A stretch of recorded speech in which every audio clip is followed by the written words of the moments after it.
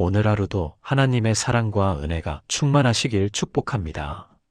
말씀 시작하기 전에 좋아요 버튼을 눌러주시고 구독도 부탁드립니다. 그리고 댓글로 여러분의 기도 제목을 나눠주세요. 함께 기도하겠습니다. 가장 익숙한 기도가 가장 낯선 기도가 될 수 있습니다. 수천 번 암송한 주기도문이지만 정작 그 의미는 한 번도 제대로 알지 못했을 수 있습니다.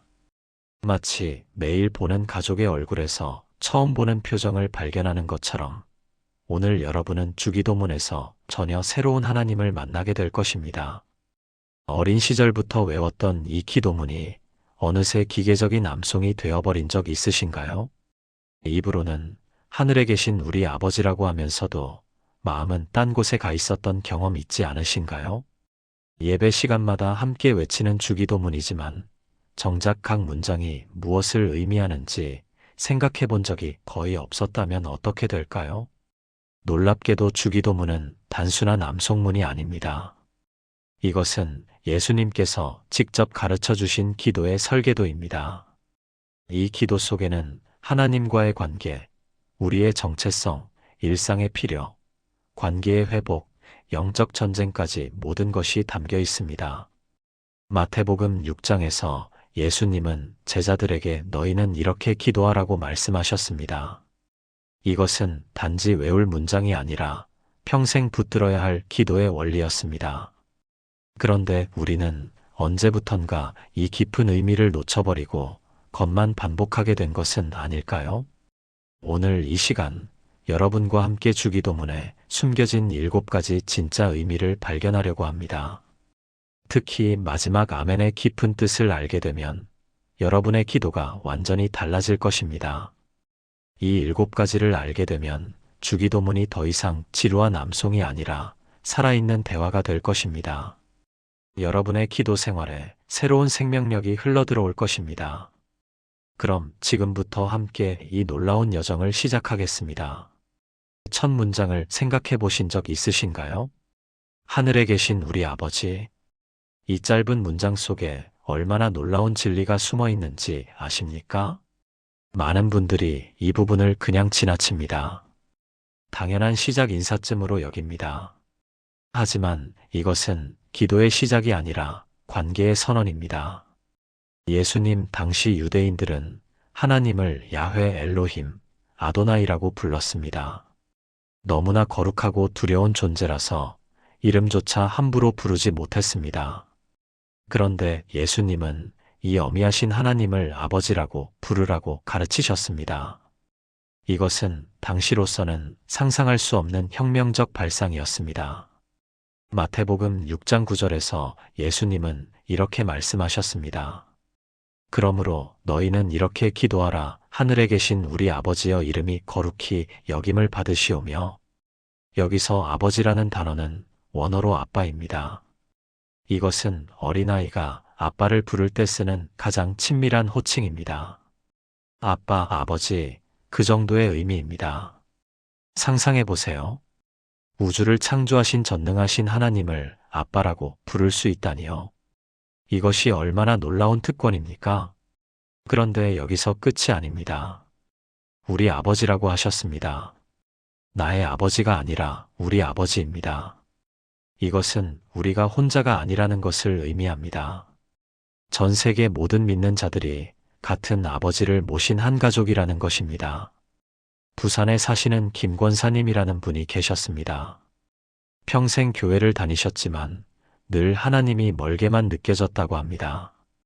기도할 때마다 저 높은 곳에 계신 무서운 분이라는 생각뿐이었습니다. 그런데 어느 날 새벽 기도회에서 목사님이 하늘에 계신 우리 아버지의 의미를 설명하는 것을 들었습니다. 그날 이후 기도가 완전히 달라졌다고 합니다. 더 이상 무서운 재판관 앞에 서는 것이 아니라 사랑하는 아버지께 말하는 것이 되었습니다. 여러분은 어떠신가요? 혹시 하나님을 멀고 두려운 존재로만 생각하고 계시진 않으신가요? 오늘부터 기도를 시작할 때마다 이 첫 문장을 천천히 음미해 보세요. 하늘에 계신 우리 아버지. 이것은 단순한 호칭이 아니라 관계의 회복입니다. 하나님은 여러분을 자녀로 받아들이셨고, 여러분은 그분을 아버지라 부를 수 있는 특권을 받았습니다. 이 관계 속에서 시작되는 기도는 절대 형식적일 수 없습니다. 그럼 이제 두 번째로 넘어가겠습니다.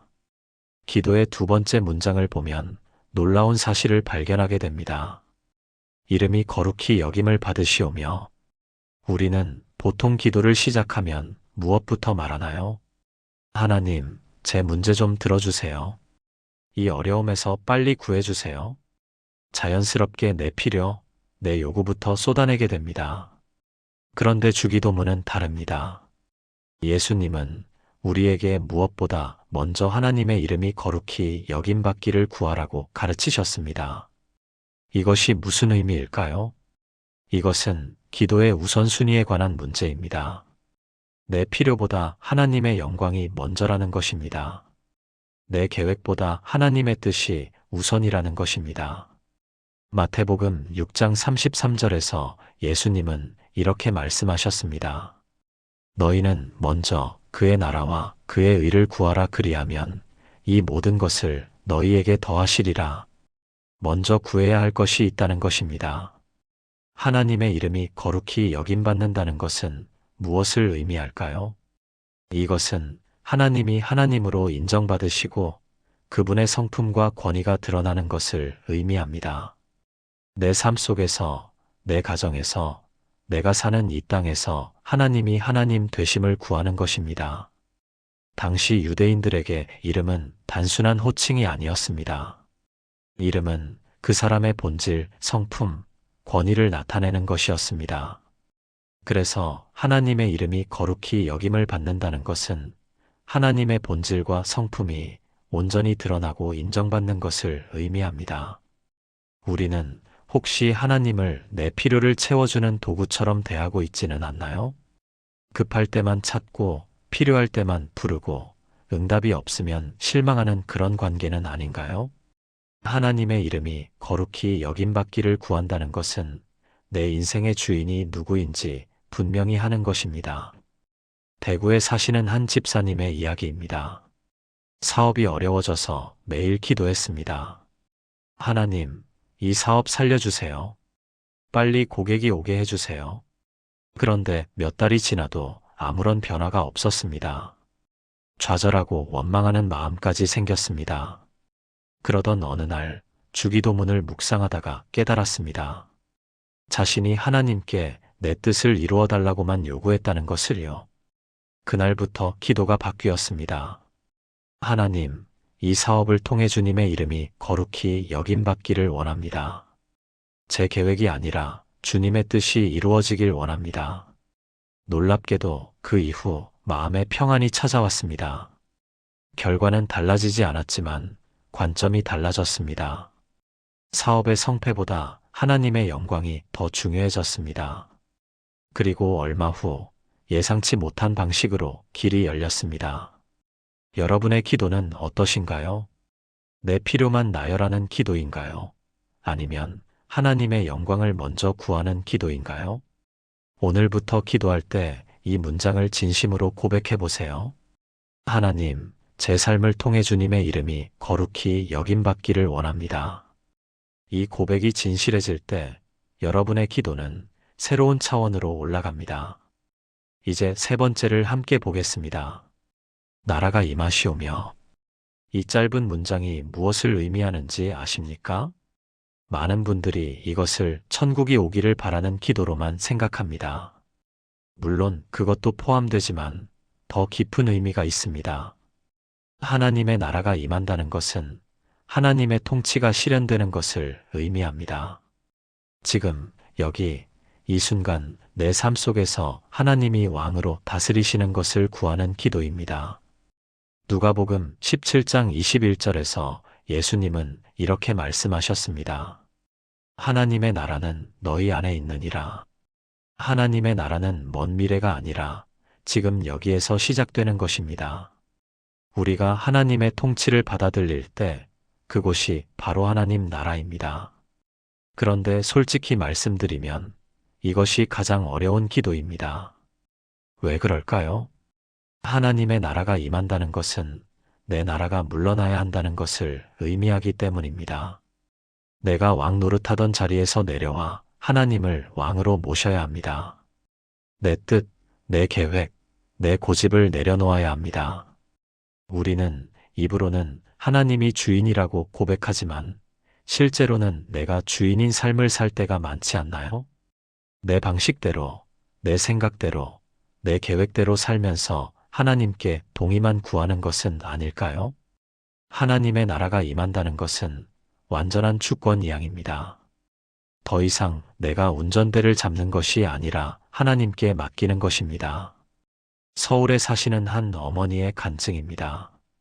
대학생 아들이 갑자기 학교를 그만두고 다른 진로를 선택하겠다고 했습니다.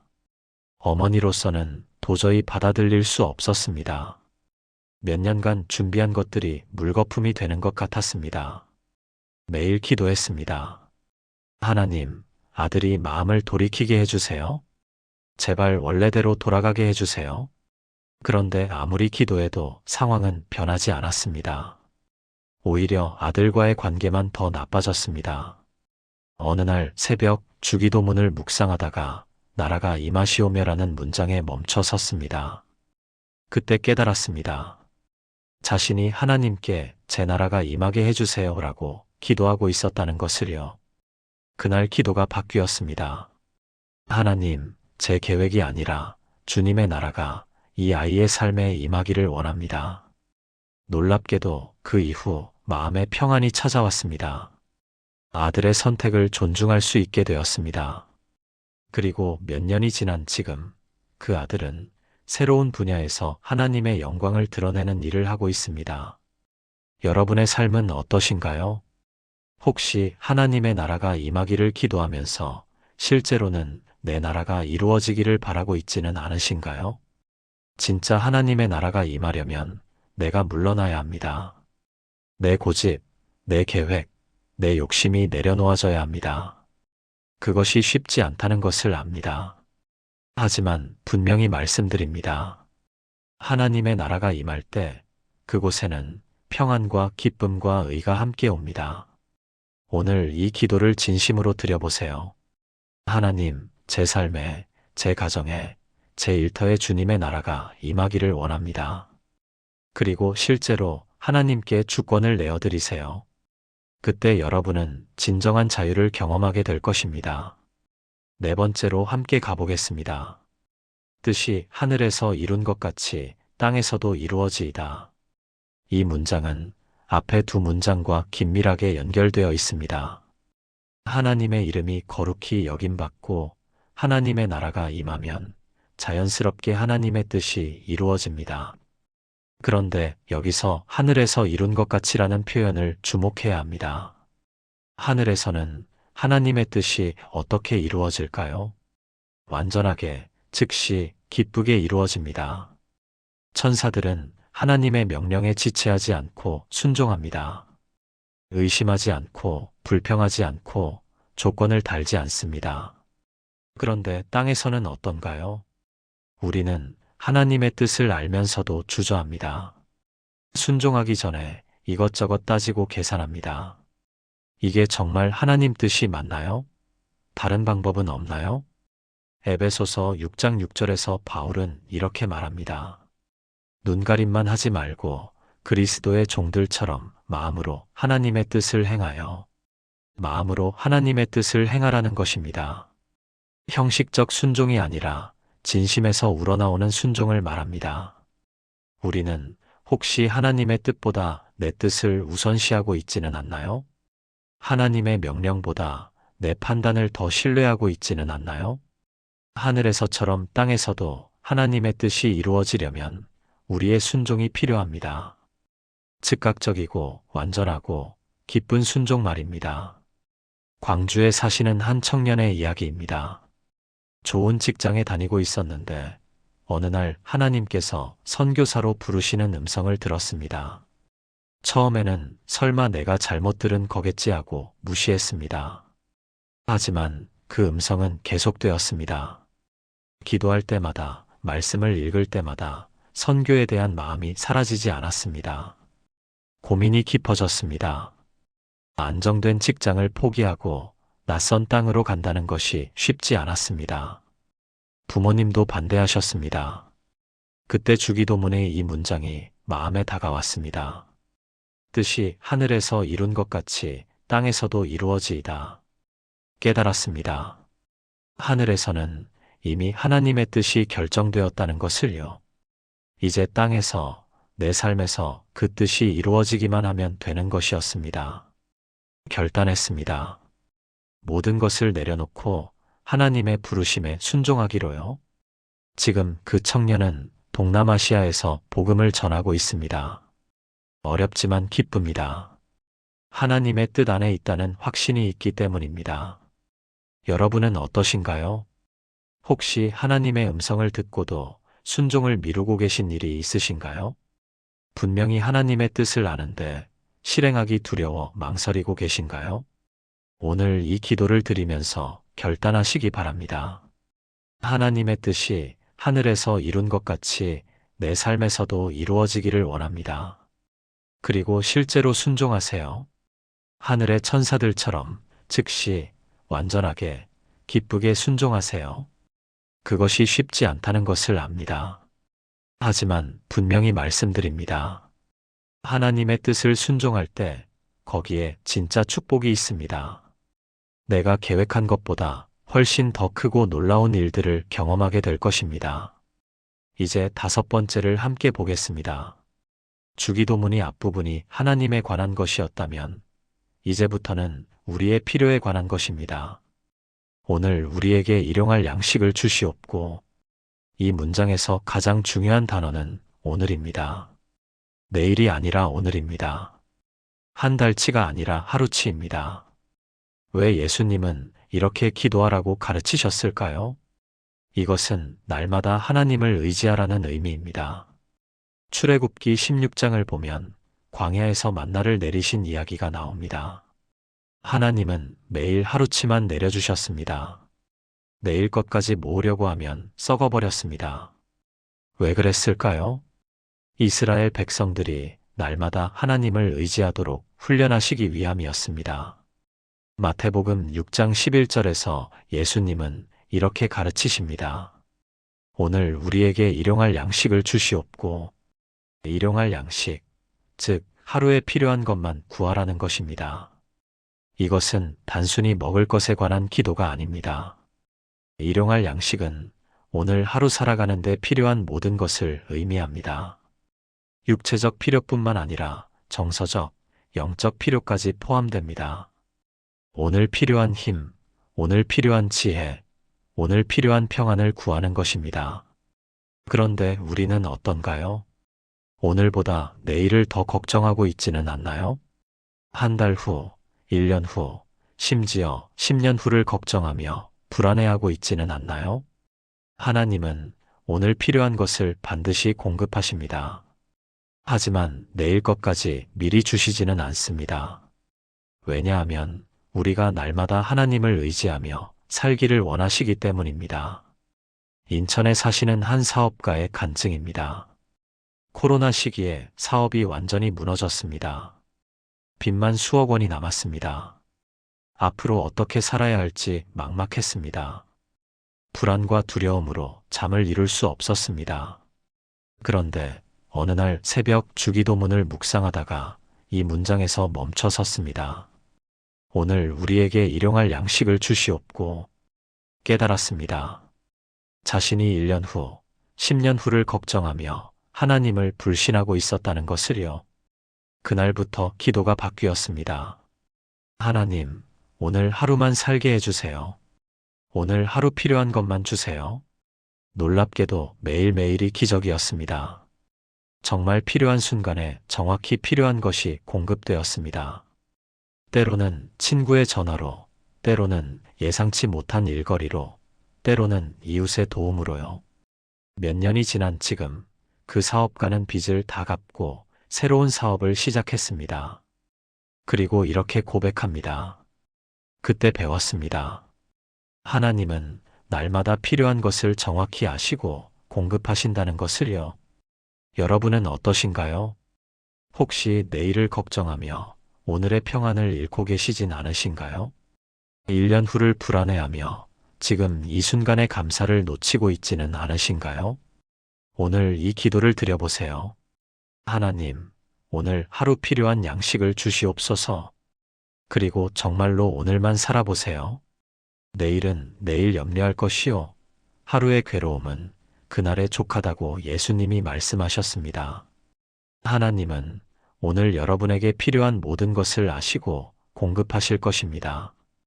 6번째를 함께 보겠습니다. 이제 주기도문 중에서 가장 도전적인 부분을 만나게 됩니다. 우리가 우리에게 죄 지은 자를 사하여 준 것 같이 우리 죄를 사하여 주시옵고. 이 문장을 읽을 때마다 마음이 불편해지신 적 있으신가요? 왜냐하면 이것은 조건부 용서이기 때문입니다. 우리가 다른 사람을 용서한 만큼 하나님도 우리를 용서하신다는 것입니다. 예수님은 이 부분을 매우 강조하셨습니다.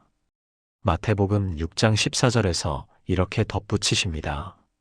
너희가 사람의 잘못을 용서하면 너희 하늘 아버지께서도 너희 잘못을 용서하시려니와. 그리고 15절에서는 더 강하게 말씀하십니다. 너희가 사람의 잘못을 용서하지 아니하면 너희 아버지께서도 너희 잘못을 용서하지 아니하시리라. 이것은 단순한 권면이 아니라 명령입니다. 용서는 선택사항이 아니라 필수입니다. 그런데 솔직히 말해서 용서가 쉽지 않습니다. 특히 깊은 상처를 받았을 때, 정말 억울한 일을 당했을 때 용서는 거의 불가능해 보입니다. 어떻게 저 사람을 용서할 수 있습니까? 그 사람이 저한테 뭘 했는지 아십니까? 이런 마음이 드는 것이 당연합니다. 하지만 여기서 중요한 진리를 기억해야 합니다. 우리가 용서해야 하는 이유는 상대방이 용서받을 자격이 있어서가 아닙니다. 우리 자신이 먼저 용서받았기 때문입니다. 에베소서 4장 32절은 이렇게 말합니다. 서로 친절하게 하며 불쌍히 여기며 서로 용서하기를 하나님이 그리스도 안에서 너희를 용서하심과 같이 하라. 하나님이 우리를 용서하신 것처럼 우리도 서로 용서하라는 것입니다. 생각해 보세요. 우리가 하나님께 지은 죄가 얼마나 큽니까? 그런데 하나님은 독생자를 십자가에 내어주시면서까지 우리를 용서하셨습니다. 우리가 용서할 자격이 있어서가 아니라 하나님의 사랑 때문에요. 대전에 사시는 한 어머니의 간증입니다. 교통사고로 아들을 잃었습니다. 가해자는 음주운전을 했고 제대로 된 사과도 없이 법적 처벌만 받았습니다. 어머니의 마음에는 깊은 원망과 분노가 자리 잡았습니다. 매일 밤 그 가해자를 저주하는 기도를 드렸습니다. 몇 년이 지났지만 마음의 상처는 아물지 않았습니다. 오히려 분노가 자신을 갉아먹고 있었습니다. 건강도 나빠지고 믿음도 약해졌습니다. 어느 날 목사님이 신방을 오셔서 함께 주기도문을 외우자고 하셨습니다. 우리가 우리에게 죄 지은 자를 사하여 준 것 같이. 이 부분에서 목이 메었습니다. 도저히 그 기도를 할 수 없었습니다. 목사님이 조용히 말씀하셨습니다. 권사님, 용서는 상대방을 위한 것이 아니라 바로 권사님 자신을 위한 것입니다. 그날 이후 조금씩 기도가 바뀌기 시작했습니다. 하나님, 저는 용서할 수 없습니다. 하지만 주님께서 용서하게 해주세요. 몇 달이 걸렸지만 어느 날 진짜 용서가 일어났습니다. 마음에 무거운 짐이 내려가는 것을 느꼈습니다. 가해자를 위해 기도할 수 있게 되었습니다. 그 이후 삶이 완전히 달라졌습니다. 여러분은 어떠신가요? 혹시 용서하지 못한 사람이 있으신가요? 그 사람 때문에 여전히 고통받고 계신가요? 오늘 이 기도를 드려보세요. 하나님, 저를 먼저 용서해 주신 것처럼 저도 다른 사람을 용서하게 해주세요. 용서는 쉽지 않습니다. 하지만 불가능하지도 않습니다. 하나님께서 우리에게 용서할 능력을 주시기 때문입니다. 용서할 때 비로소 우리는 자유해집니다. 분노와 원망의 감옥에서 벗어나 평안을 누리게 됩니다. 이제 마지막 7번째를 함께 보겠습니다. 주기도문의 마지막 부분입니다. 시험에 들게 하지 마시옵고 다만 악에서 구하시옵소서. 그리고 많은 교회에서 이렇게 덧붙입니다. 나라와 권세와 영광이 아버지께 영원히 있사옵나이다. 아멘. 이 마지막 부분에 놀라운 진리가 숨어 있습니다. 특히 아멘이라는 단어의 의미를 알면 여러분의 기도가 완전히 달라질 것입니다. 먼저 시험에 들게 하지 마시옵고를 봅시다. 여기서 시험은 두 가지 의미가 있습니다. 하나는 우리의 믿음을 시험하는 시련이고 다른 하나는 우리를 죄로 유혹하는 시험입니다. 우리는 매일 영적 전쟁 속에 살고 있습니다. 우리를 넘어뜨리려는 악한 세력이 있습니다. 우리의 믿음을 흔들려는 시험들이 끊임없이 찾아옵니다. 베드로전서 5장 8절은 이렇게 경고합니다. 근신하라 깨어라 너희 대적 마귀가 우는 사자같이 두루다니며 삼킬 자를 찾나니 악한 영은 실제로 존재하며 우리를 공격합니다. 그래서 우리는 하나님의 보호하심이 필요합니다. 다만 악에서 구하시옵소서. 악한 자의 소나귀에서, 죄의 유혹에서, 영적 공격에서 우리를 구해달라는 간절한 기도입니다. 이것은 우리 스스로의 힘으로는 이길 수 없다는 고백입니다. 오직 하나님의 능력으로만 승리할 수 있다는 의존의 기도입니다. 그리고 마지막에 아멘이라고 말합니다. 많은 분들이 아멘을 단순히 기도를 끝내는 인사말로 생각합니다. 하지만 아멘은 그 이상의 의미를 가지고 있습니다. 아멘은 히브리어로 진실로 그러하다, 확실하다, 믿습니다 라는 뜻입니다. 이것은 단순한 끝맺음이 아니라 강력한 확신의 선언입니다. 제가 방금 드린 이 기도가 반드시 이루어질 것을 믿습니다. 하나님께서 이 기도를 들으시고 응답하실 것을 확신합니다. 이것이 아멘의 능력입니다. 요한복음 14장 13절에서 예수님은 이렇게 약속하셨습니다. 너희가 내 이름으로 무엇을 구하든지 내가 행하리니 이는 아버지로 하여금 아들로 말미암아 영광을 받으시게 하려 함이라. 우리가 예수님의 이름으로 기도하면 하나님께서 응답하신다는 약속입니다. 그래서 우리는 확신을 가지고 아멘이라고 선포할 수 있습니다. 부산에 사시는 한 집사님의 간증입니다. 오랫동안 불치병으로 고생했습니다. 의사들도 손을 들었습니다. 매일 기도했지만 상황은 나아지지 않았습니다. 점점 믿음이 약해지고 기도도 형식적이 되어갔습니다. 어느 날 새벽 기도회에서 목사님이 아멘의 의미를 설명했습니다. 아멘은 확신의 선언이라고요. 그날 이후 기도가 바뀌었습니다. 기도를 마칠 때 힘차게 아멘이라고 선포하기 시작했습니다. 하나님, 주님께서 저를 치유하실 것을 믿습니다. 아멘. 놀랍게도 몇 달 후 병세가 호전되기 시작했습니다. 의사들이 기적이라고 말할 정도였습니다. 지금은 완전히 회복되어 간증을 다니고 계십니다. 그분은 이렇게 말합니다. 아멘은 단순한 끝인사가 아니라 믿음의 선포입니다. 여러분은 어떠신가요? 혹시 기도를 마칠 때 습관적으로 아멘이라고만 하고 계신가요? 오늘부터 아멘의 진짜 의미를 알고 기도해 보세요. 방금 드린 기도가 반드시 응답될 것을 믿으며 확신을 담아 아멘이라고 선포하세요.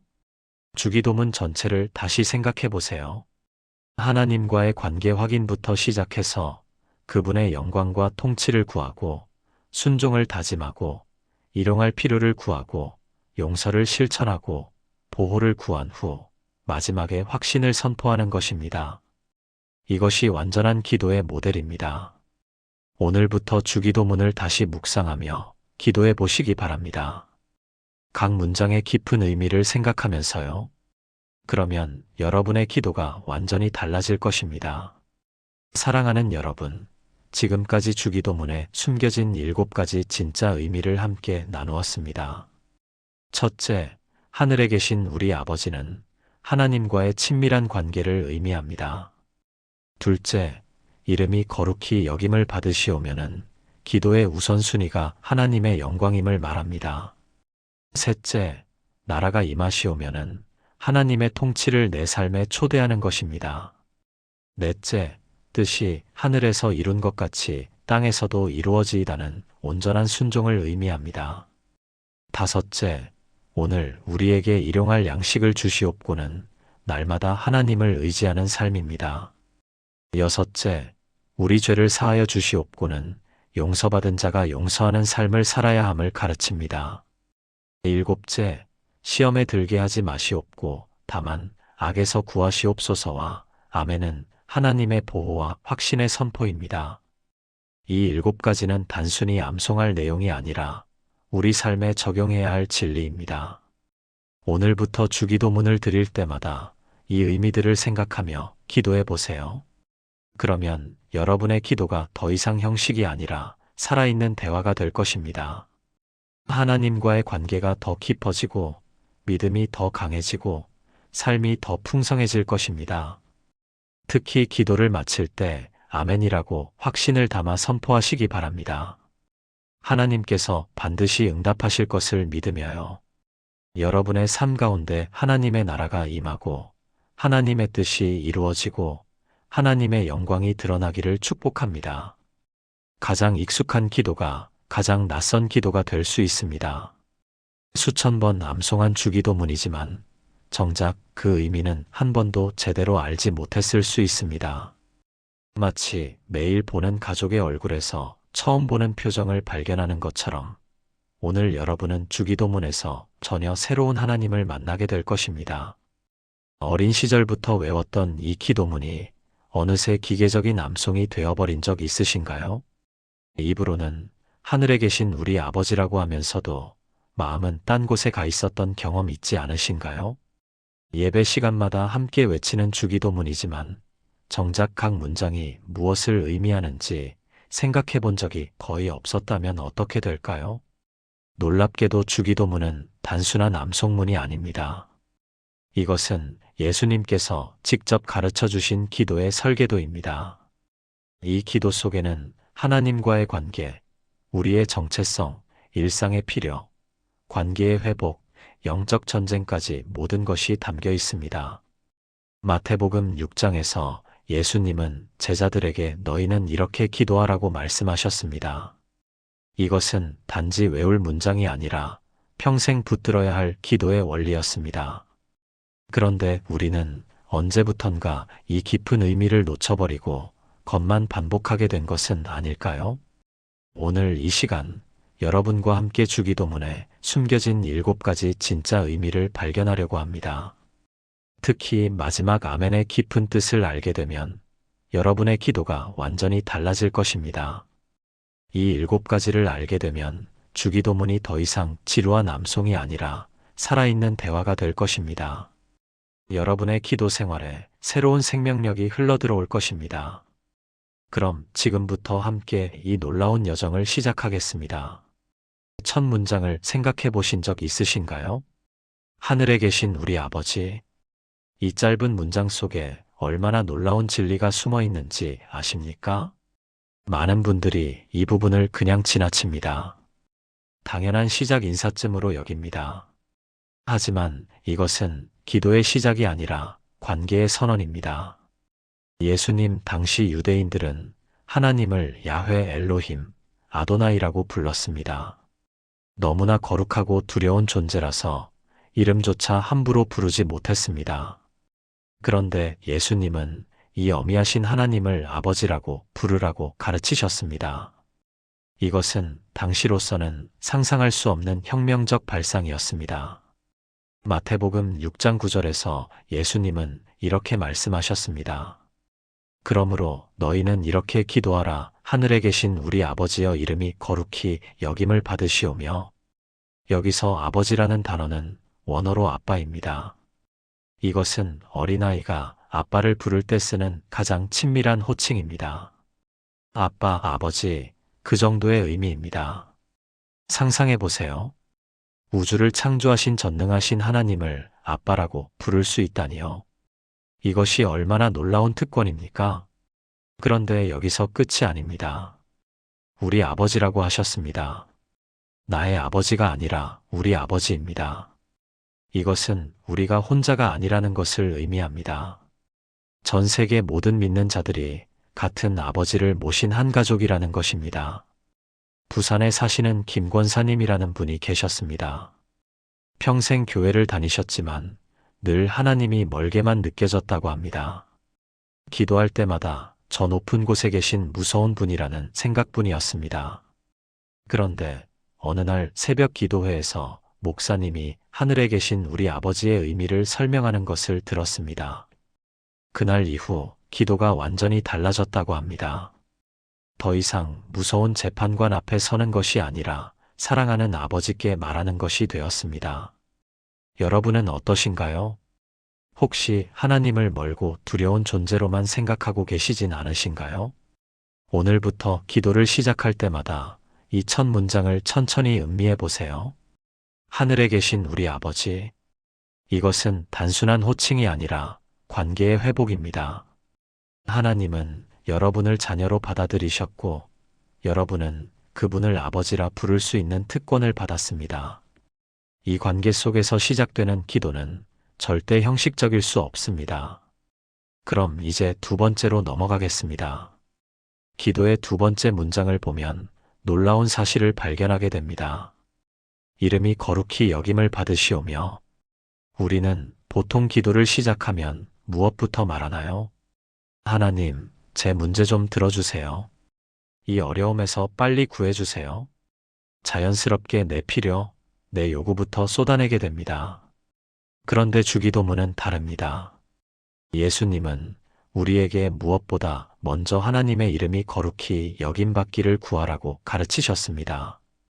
이것이 무슨 의미일까요? 이것은 기도의 우선순위에 관한 문제입니다.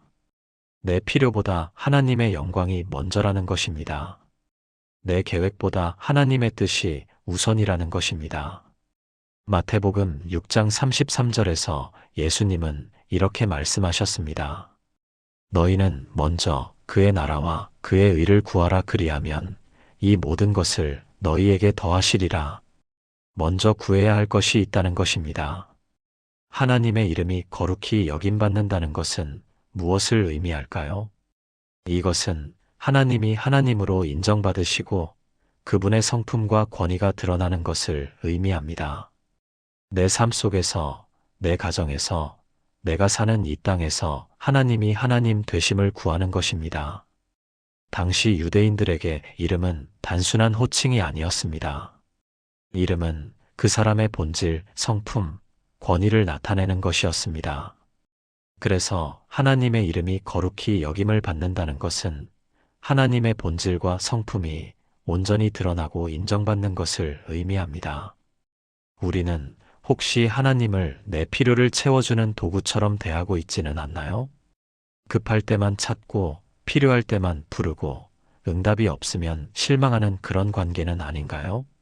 하나님의 이름이 거룩히 여김받기를 구한다는 것은 내 인생의 주인이 누구인지 분명히 하는 것입니다. 대구에 사시는 한 집사님의 이야기입니다. 사업이 어려워져서 매일 기도했습니다.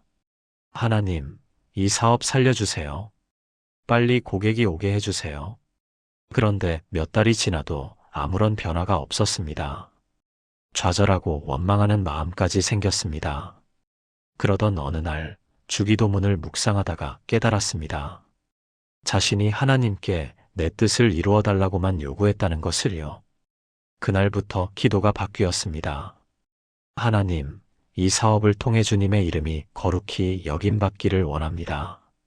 제 계획이 아니라 주님의 뜻이 이루어지길 원합니다. 놀랍게도 그 이후 마음의 평안이 찾아왔습니다. 결과는 달라지지 않았지만 관점이 달라졌습니다. 사업의 성패보다 하나님의 영광이 더 중요해졌습니다. 그리고 얼마 후 예상치 못한 방식으로 길이 열렸습니다. 여러분의 기도는 어떠신가요? 내 필요만 나열하는 기도인가요?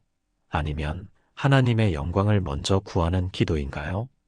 오늘부터 기도할 때 이 문장을 진심으로 고백해 보세요. 하나님, 제 삶을 통해 주님의 이름이 거룩히 여김받기를 원합니다.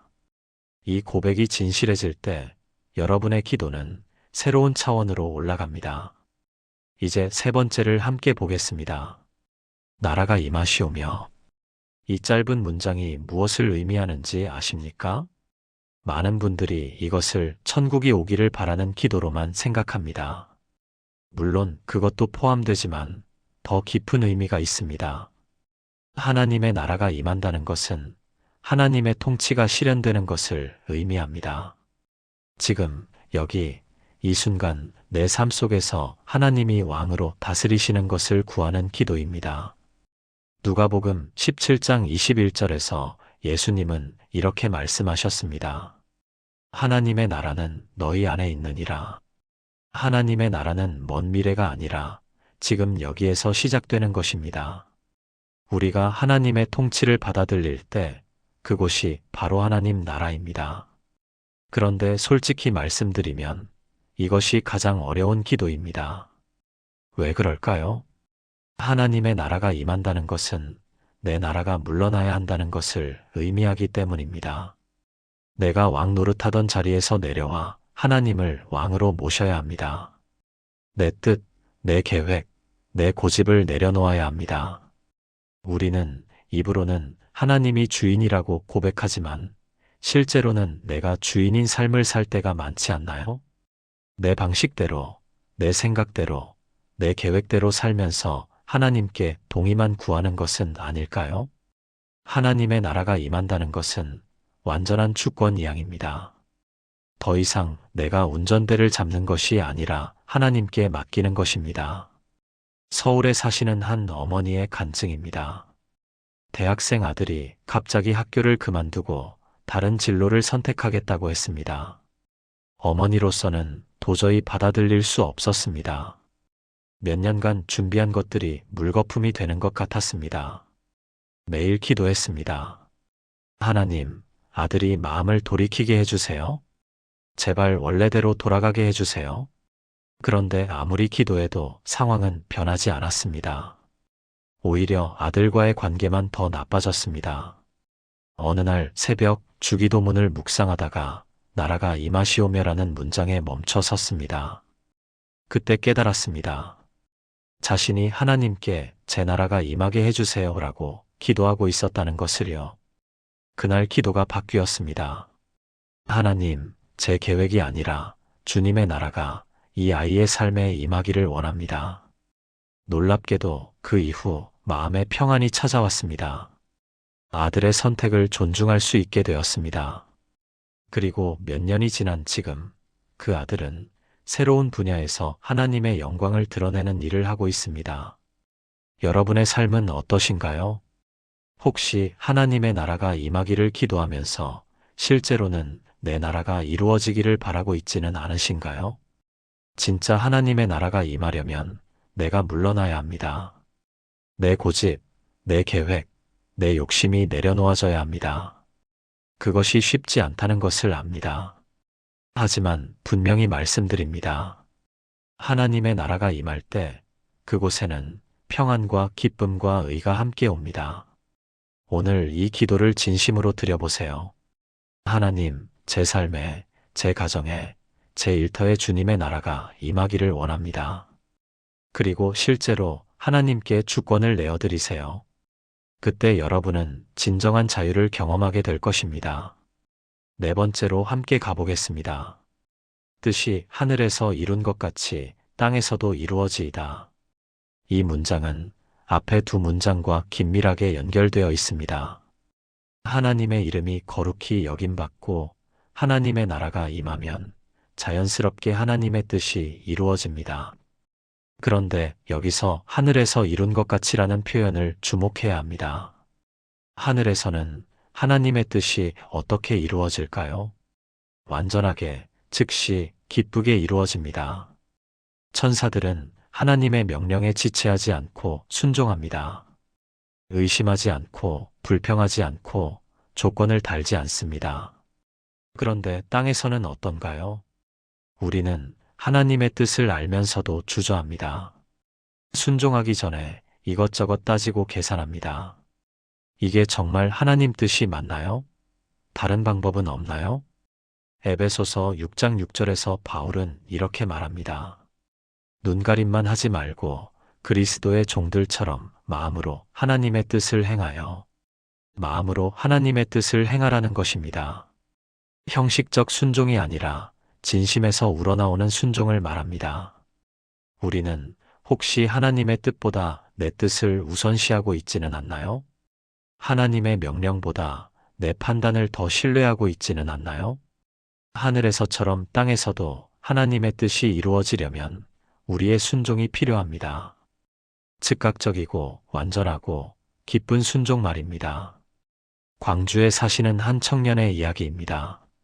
좋은 직장에 다니고 있었는데 어느 날 하나님께서 선교사로 부르시는 음성을 들었습니다.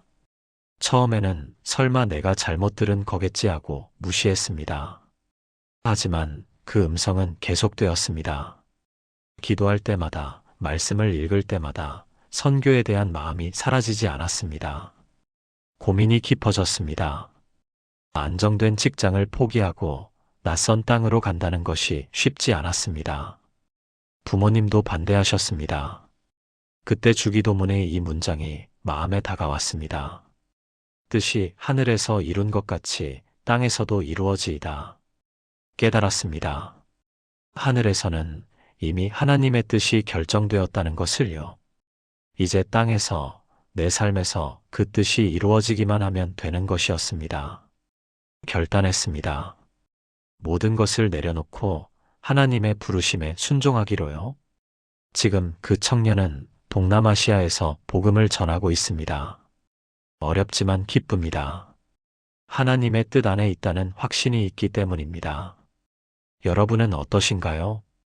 혹시 하나님의 음성을 듣고도 순종을 미루고 계신 일이 있으신가요? 분명히 하나님의 뜻을 아는데 실행하기 두려워 망설이고 계신가요? 오늘 이 기도를 드리면서 결단하시기 바랍니다.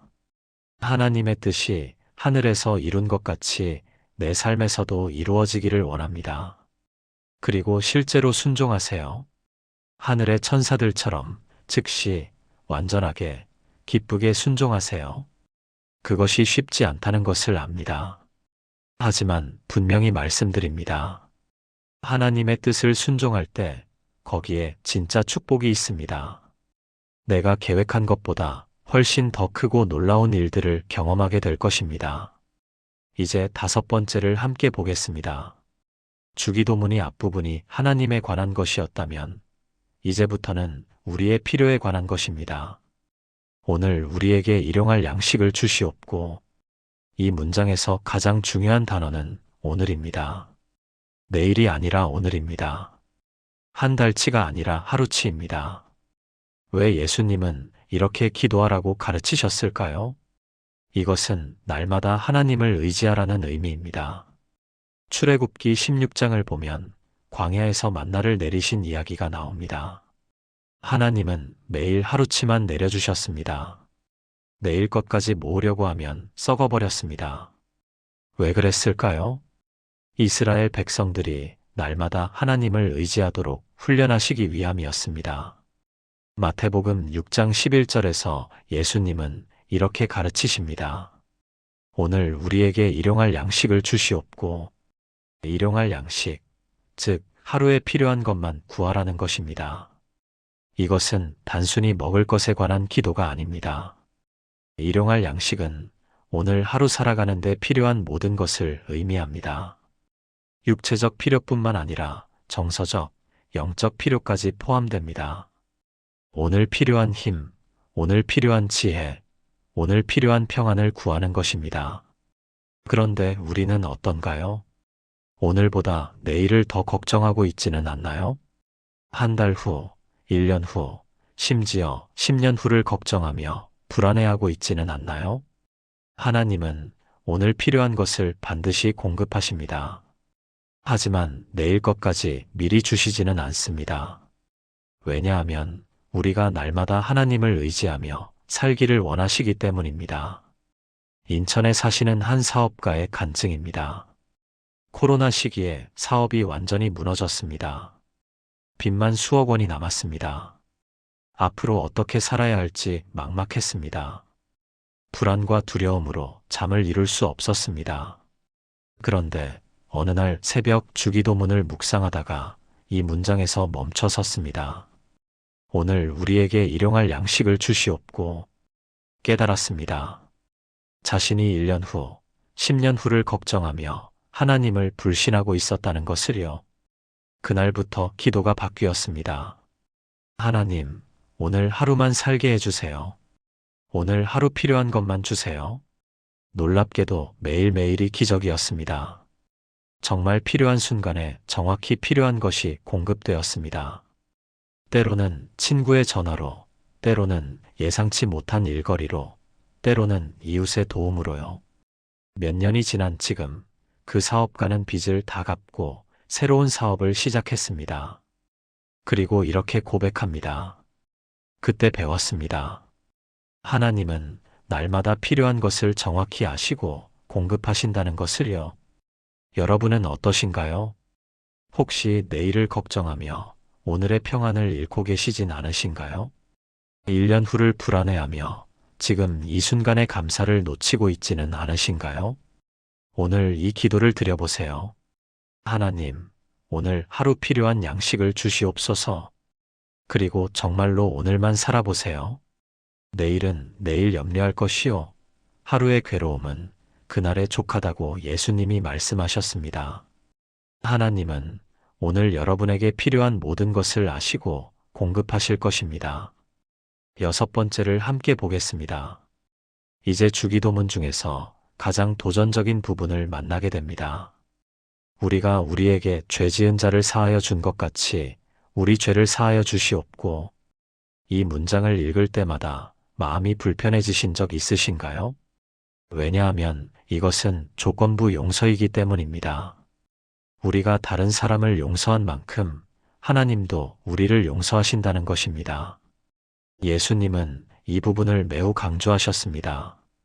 마태복음 6장 14절에서 이렇게 덧붙이십니다. 너희가 사람의 잘못을 용서하면 너희 하늘 아버지께서도 너희 잘못을 용서하시려니와. 그리고 15절에서는 더 강하게 말씀하십니다. 너희가 사람의 잘못을 용서하지 아니하면 너희 아버지께서도 너희 잘못을 용서하지 아니하시리라. 이것은 단순한 권면이 아니라 명령입니다. 용서는 선택사항이 아니라 필수입니다. 그런데 솔직히 말해서 용서가 쉽지 않습니다. 특히 깊은 상처를 받았을 때, 정말 억울한 일을 당했을 때 용서는 거의 불가능해 보입니다. 어떻게 저 사람을 용서할 수 있습니까? 그 사람이 저한테 뭘 했는지 아십니까? 이런 마음이 드는 것이 당연합니다. 하지만 여기서 중요한 진리를 기억해야 합니다. 우리가 용서해야 하는 이유는 상대방이 용서받을 자격이 있어서가 아닙니다. 우리 자신이 먼저 용서받았기 때문입니다. 에베소서 4장 32절은 이렇게 말합니다. 서로 친절하게 하며 불쌍히 여기며 서로 용서하기를 하나님이 그리스도 안에서 너희를 용서하심과 같이 하라. 하나님이 우리를 용서하신 것처럼 우리도 서로 용서하라는 것입니다. 생각해 보세요. 우리가 하나님께 지은 죄가 얼마나 큽니까? 그런데 하나님은 독생자를 십자가에 내어주시면서까지 우리를 용서하셨습니다. 우리가 용서할 자격이 있어서가 아니라 하나님의 사랑 때문에요. 대전에 사시는 한 어머니의 간증입니다. 교통사고로 아들을 잃었습니다. 가해자는 음주운전을 했고 제대로 된 사과도 없이 법적 처벌만 받았습니다. 어머니의 마음에는 깊은 원망과 분노가 자리 잡았습니다. 매일 밤 그 가해자를 저주하는 기도를 드렸습니다. 몇 년이 지났지만 마음의 상처는 아물지 않았습니다. 오히려 분노가 자신을 갉아먹고 있었습니다. 건강도 나빠지고 믿음도 약해졌습니다. 어느 날 목사님이 신방을 오셔서 함께 주기도문을 외우자고 하셨습니다. 우리가 우리에게 죄 지은 자를 사하여 준 것 같이. 이 부분에서 목이 메었습니다. 도저히 그 기도를 할 수 없었습니다. 목사님이 조용히 말씀하셨습니다. 권사님, 용서는 상대방을 위한 것이 아니라 바로 권사님 자신을 위한 것입니다. 그날 이후 조금씩 기도가 바뀌기 시작했습니다. 하나님, 저는 용서할 수 없습니다. 하지만 주님께서 용서하게 해주세요. 몇 달이 걸렸지만 어느 날 진짜 용서가 일어났습니다. 마음에 무거운 짐이 내려가는 것을 느꼈습니다. 가해자를 위해 기도할 수 있게 되었습니다. 그 이후 삶이 완전히 달라졌습니다. 여러분은 어떠신가요? 혹시 용서하지 못한 사람이 있으신가요? 그 사람 때문에 여전히 고통받고 계신가요? 오늘 이 기도를 드려보세요. 하나님, 저를 먼저 용서해 주신 것처럼 저도 다른 사람을 용서하게 해주세요. 용서는 쉽지 않습니다. 하지만 불가능하지도 않습니다. 하나님께서 우리에게 용서할 능력을 주시기 때문입니다. 용서할 때 비로소 우리는 자유해집니다. 분노와 원망의 감옥에서 벗어나 평안을 누리게 됩니다. 이제 마지막 7번째를 함께 보겠습니다. 주기도문의 마지막 부분입니다. 시험에 들게 하지 마시옵고 다만 악에서 구하시옵소서. 그리고 많은 교회에서 이렇게 덧붙입니다. 나라와 권세와 영광이 아버지께 영원히 있사옵나이다. 아멘. 이 마지막 부분에 놀라운 진리가 숨어 있습니다. 특히 아멘이라는 단어의 의미를 알면 여러분의 기도가 완전히 달라질 것입니다. 먼저 시험에 들게 하지 마시옵고를 봅시다. 여기서 시험은 두 가지 의미가 있습니다. 하나는 우리의 믿음을 시험하는 시련이고 다른 하나는 우리를 죄로 유혹하는 시험입니다. 우리는 매일 영적 전쟁 속에 살고 있습니다. 우리를 넘어뜨리려는 악한 세력이 있습니다. 우리의 믿음을 흔들려는 시험들이 끊임없이 찾아옵니다. 베드로전서 5장 8절은 이렇게 경고합니다. 근신하라 깨어라. 너희 대적 마귀가 우는 사자같이 두루다니며 삼킬 자를 찾나니. 악한 영은 실제로 존재하며 우리를 공격합니다. 그래서 우리는 하나님의 보호하심이 필요합니다. 다만 악에서 구하시옵소서. 악한 자의 소나귀에서, 죄의 유혹에서, 영적 공격에서 우리를 구해달라는 간절한 기도입니다. 이것은 우리 스스로의 힘으로는 이길 수 없다는 고백입니다. 오직 하나님의 능력으로만 승리할 수 있다는 의존의 기도입니다. 그리고 마지막에 아멘이라고 말합니다. 많은 분들이 아멘을 단순히 기도를 끝내는 인사말로 생각합니다. 하지만 아멘은 그 이상의 의미를 가지고 있습니다. 아멘은 히브리어로 진실로 그러하다, 확실하다, 믿습니다 라는 뜻입니다. 이것은 단순한 끝맺음이 아니라 강력한 확신의 선언입니다. 제가 방금 드린 이 기도가 반드시 이루어질 것을 믿습니다. 하나님께서 이 기도를 들으시고 응답하실 것을 확신합니다. 이것이 아멘의 능력입니다. 요한복음 14장 13절에서 예수님은 이렇게 약속하셨습니다. 너희가 내 이름으로 무엇을 구하든지 내가 행하리니 이는 아버지로 하여금 아들로 말미암아 영광을 받으시게 하려 함이라. 우리가 예수님의 이름으로 기도하면 하나님께서 응답하신다는 약속입니다. 그래서 우리는 확신을 가지고 아멘이라고 선포할 수 있습니다. 부산에 사시는 한 집사님의 간증입니다. 오랫동안 불치병으로 고생했습니다. 의사들도 손을 들었습니다. 매일 기도했지만 상황은 나아지지 않았습니다. 점점 믿음이 약해지고 기도도 형식적이 되어갔습니다. 어느 날 새벽 기도회에서 목사님이 아멘의 의미를 설명했습니다. 아멘은 확신의 선언이라고요. 그날 이후 기도가 바뀌었습니다. 기도를 마칠 때 힘차게 아멘이라고 선포하기 시작했습니다. 하나님, 주님께서 저를 치유하실 것을 믿습니다. 아멘. 놀랍게도 몇 달 후 병세가 호전되기 시작했습니다. 의사들이 기적이라고 말할 정도였습니다. 지금은 완전히 회복되어 간증을 다니고 계십니다. 그분은 이렇게 말합니다. 아멘은 단순한 끝인사가 아니라 믿음의 선포입니다. 여러분은 어떠신가요? 혹시 기도를 마칠 때 습관적으로 아멘이라고만 하고 계신가요? 오늘부터 아멘의 진짜 의미를 알고 기도해 보세요. 방금 드린 기도가 반드시 응답될 것을 믿으며 확신을 담아 아멘이라고 선포하세요. 주기도문 전체를 다시 생각해 보세요. 하나님과의 관계 확인부터 시작해서 그분의 영광과 통치를 구하고 순종을 다짐하고 일용할 필요를 구하고 용서를 실천하고 보호를 구한 후 마지막에 확신을 선포하는 것입니다. 이것이 완전한 기도의 모델입니다. 오늘부터 주기도문을 다시 묵상하며 기도해 보시기 바랍니다. 각 문장의 깊은 의미를 생각하면서요. 그러면 여러분의 기도가 완전히 달라질 것입니다. 사랑하는 여러분, 지금까지 주기도문에 숨겨진 7가지 진짜 의미를 함께 나누었습니다. 첫째, 하늘에 계신 우리 아버지는 하나님과의 친밀한 관계를 의미합니다. 둘째, 이름이 거룩히 여김을 받으시오면은 기도의 우선순위가 하나님의 영광임을 말합니다. 셋째, 나라가 임하시오면은 하나님의 통치를 내 삶에 초대하는 것입니다. 넷째, 뜻이 하늘에서 이룬 것 같이 땅에서도 이루어지이다는 온전한 순종을 의미합니다. 다섯째, 오늘 우리에게 일용할 양식을 주시옵고는 날마다 하나님을 의지하는 삶입니다. 여섯째, 우리 죄를 사하여 주시옵고는 용서받은 자가 용서하는 삶을 살아야 함을 가르칩니다.